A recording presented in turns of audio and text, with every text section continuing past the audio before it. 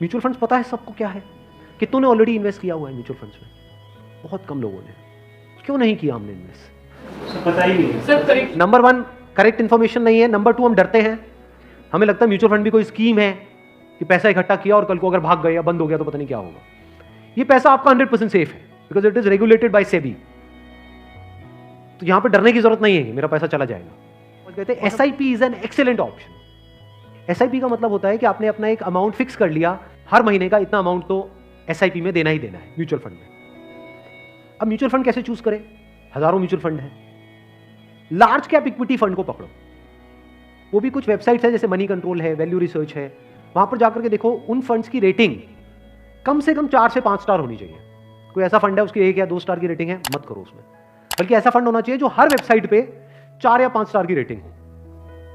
अब आपने क्या किया कि हर महीने का अपना एक अमाउंट फिक्स कर लिया। दैट कुड बी एनीथिंग, 1000 रुपए, 2000 रुपए, 3000 रुपए, 4000, 5000, what ever that amount is. SIP के थ्रू ऑटोमेटिकली इतना अमाउंट आपके अकाउंट से डेबिट होता चला जाएगा over a period of next 10 years, 20 years, 30 years. अभी स्मार्ट इन्वेस्टमेंट क्यों है? एक तरफ से मैं इंश्योरेंस के लिए मना कर रहा था, इसके लिए स्मार्ट क्यों है? क्योंकि यहां पे आपका पैसा नहीं कट रहा है। जो पैसा आप लगा रहे हो पूरा का पूरा इन्वेस्ट हो रहा है। इसमें भी 2 ऑप्शन है, एक आप ब्रोकर के थ्रू जा सकते हो, एक है डायरेक्ट जा सकते हो। तो वहां पे आपका 1% और बच जाएगा।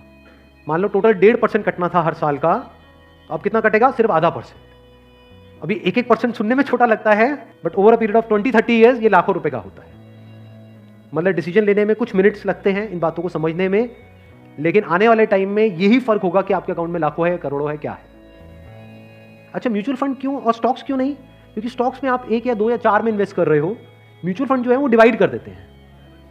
वो मान लो 50 में उन्होंने इन्वेस्ट कर दिया, तो अब अगर उसमें से एक कंपनी बंद भी हो गई तब भी प्रोपोर्शनेटली जो आपने इन्वेस्टमेंट करी है उसमें उसका परसेंटेज क्या था? मान लो 2%, तो आपका 100 रुपए 98 रह गया, बस इतना ही हुआ।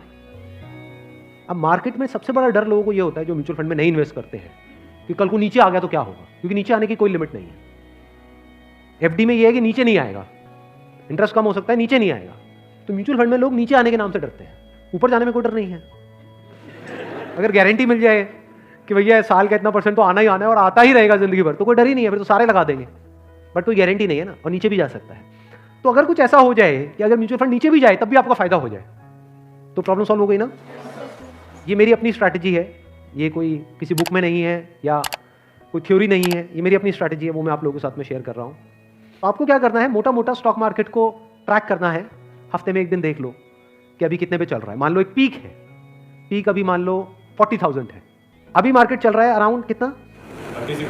36, 37 के अराउंड चल रहा है। तो मेरी स्ट्रैटेजी क्या है, जैसे ही मार्केट 20% से नीचे गिर जाए कि मार्केट की ये पीक है, मान लो 40,000 है, अब मार्केट 30,000 पे आ गया है, तो आपने क्या किया? पहले इन्वेस्ट किया हुआ था एसआईपी में, लार्ज कैप्स में, आप इमीडिएटली जैसे ही मार्केट 30 पे आई आप स्विच कर गए मिड कैप में, not even in small cap, mid cap. अब ऐसा क्यों किया? क्योंकि जब मार्केट 20% टूटेगा, सेंसेक्स का मतलब लार्ज कैप्स जो बड़ी कंपनीज हैं, जब मार्केट 20% टूटेगा यानी बड़ी कंपनीज के जो शेयर्स हैं वो 20% से टूटेंगे, तो जो छोटी कंपनीज हैं उनके शेयर्स 50 से 60%, 70% तक टूट जाएंगे। तो जब वो 60% टूटा तो 100 की चीज आपको कितने में मिल गई? 50 में या 40 में। तो जब मार्केट नीचे भी गया तो आपका फायदा हो रहा है। ये स्ट्रैटेजी समझ आ गई? वापस से जैसे ही मार्केट जो भी लास्ट उसकी पीक थी, मान लो 40,000, उससे 20% ऊपर गया, तो मिड कैप से आप स्विच कर गए वापस से लार्ज कैप में। ये स्ट्रैटेजी जो है ये मैंने सीखी है वॉरेन बफे से। उनका जो बेसिक सा फंडा है, मतलब अगर एक लाइन के अंदर बोला जाए, वो क्या है कि जब मार्केट बहुत ज्यादा ग्रीडी हो तो डरो, और जब मार्केट डरा हुआ है तो ग्रीडी हो जाओ।